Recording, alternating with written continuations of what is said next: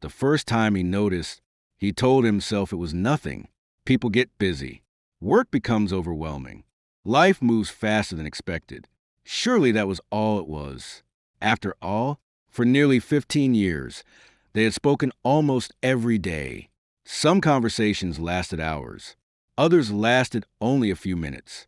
Sometimes they talked about dreams. Sometimes about work. Sometimes about absolutely nothing. And somehow, those conversations had become part of ordinary life. So ordinary, in fact, that he never imagined they could disappear. They had met as teenagers, shared classrooms, shared failures, shared victories.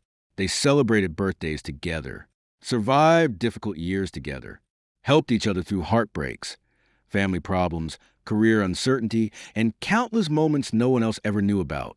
Whenever something important happened, he instinctively reached for his phone, because there was always one person he wanted to tell first, his best friend.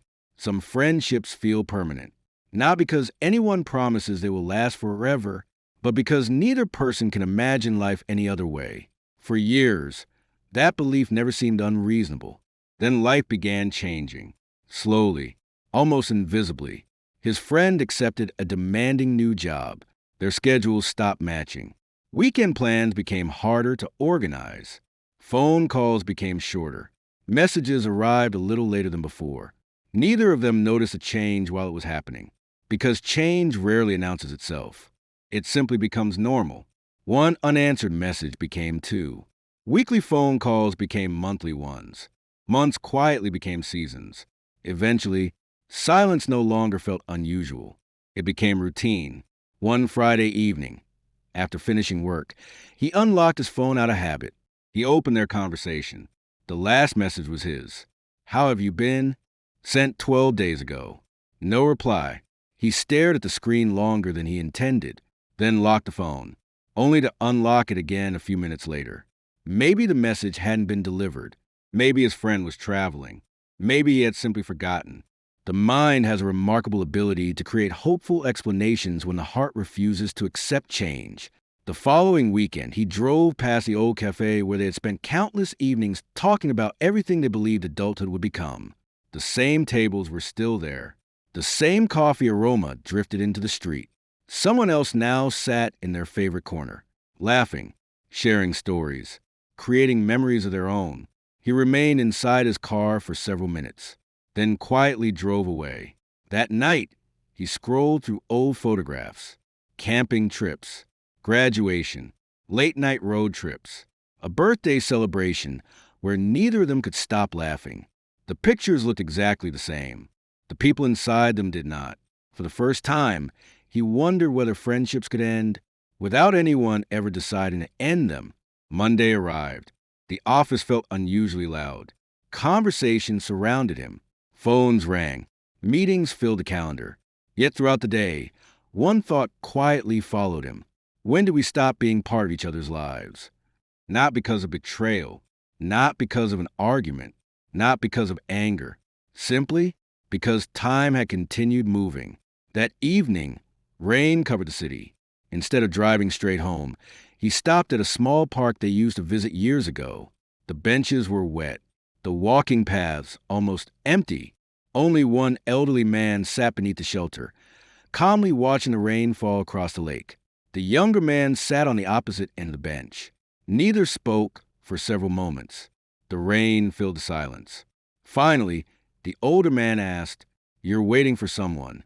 The younger man smiled faintly. "I don't think I am anymore." The old man nodded, as though he already understood.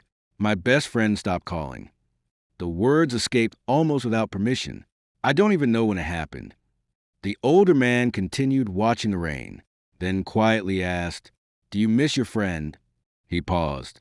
"Or do you miss the life you had when he was part of it?" The question landed with unexpected weight. The younger man opened his mouth to answer. Nothing came, because for the first time, he wasn't sure those were the same thing. The older man slowly stood. He looked across the quiet lake, then extended his hand. "My name," he said gently, "is Friedrich Nietzsche." The rain continued falling, and somewhere beneath its quiet rhythm, A much deeper conversation had just begun. The rain continued falling long after the park had emptied. Streetlights reflected across the wet pavement, turning the quiet evening into a sea of gold and silver. Neither man seemed eager to leave. The younger man stared across the lake. For years, he had believed the hardest part of losing a friendship was the silence. Now, he wasn't so sure. Nietzsche remained calm, watching the ripples spread across the water. Finally, the younger man spoke. We never argued. There was no betrayal, no fight, no goodbye. He shook his head. It just disappeared. Nietzsche nodded slowly. That is how most endings happen. The younger man looked confused. We imagine relationships ending with dramatic moments, but most of them end quietly. One postponed meeting, one unanswered message, one missed birthday, 1 year becoming another. The words felt painfully familiar, because that was exactly what had happened. No single event had destroyed the friendship. Time had simply carried two lives in different directions. The younger man sighed. I keep wondering what I did wrong. Nietzsche looked toward him. Perhaps that is the wrong question. Silence settled between them. Then what should I ask? The philosopher smiled faintly. Ask whether either of you became different people. The younger man thought about it. His friend had moved to another city, started a family, accepted greater responsibilities, built a life that barely resembled the one they had imagined as teenagers. Then he thought about himself. He had changed too. Different priorities, different worries, different dreams. Yet, somehow, he had continued expecting the friendship to remain exactly the same. Nietzsche picked up a fallen leaf from the wet bench. He turned it gently between his fingers. Look at this. It fell because the tree hated it? The younger man almost smiled. Of course not. It fell because seasons changed. Nietzsche nodded. Exactly. Nature never apologizes for changing.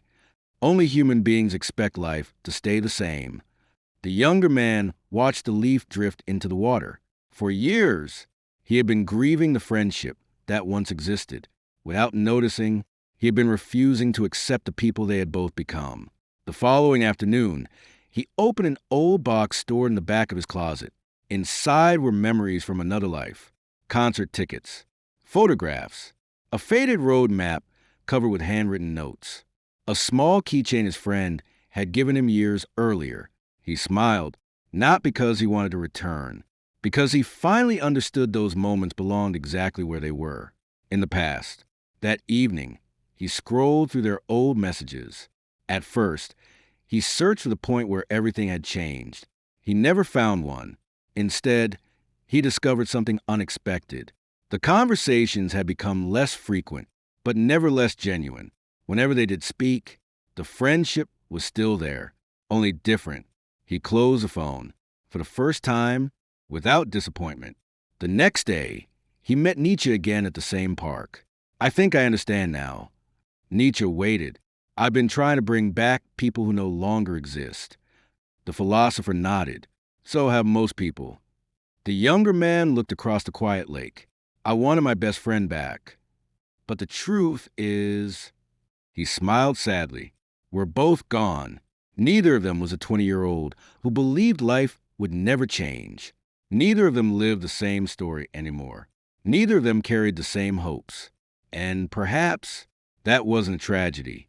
Perhaps it was simply life. Nietzsche stood from the bench. He looked toward the trees, gently moving in the evening wind. Then he asked one final question. If you truly love someone, do you love the person they were? Or do you allow them to become the person they must become? The younger man remained silent because he finally understood the difference. For weeks, he had mistaken change for loss, when perhaps change had been the only thing that had never betrayed either of them. Autumn slowly gave way to winter. The trees surrounding the park stood almost bare. The same lake reflected a different sky. The same walking paths welcomed different people. Nothing remained exactly as it had been. Not the weather, not the city, not the seasons, and perhaps not the people either. The younger man still thought about his best friend, but the thoughts had changed. They no longer arrive with resentment or confusion or the endless question of what happened. Instead, they arrive with gratitude. He remembered the long conversations that had lasted until sunrise, the road trips with no destination, the terrible jokes that somehow became unforgettable memories, the difficult years they survived together. For the first time, he realized something important. Not every meaningful relationship is meant to last forever. Some are meant to change you forever. One quiet Sunday afternoon, while cleaning his apartment, he found an old photograph tucked inside a book.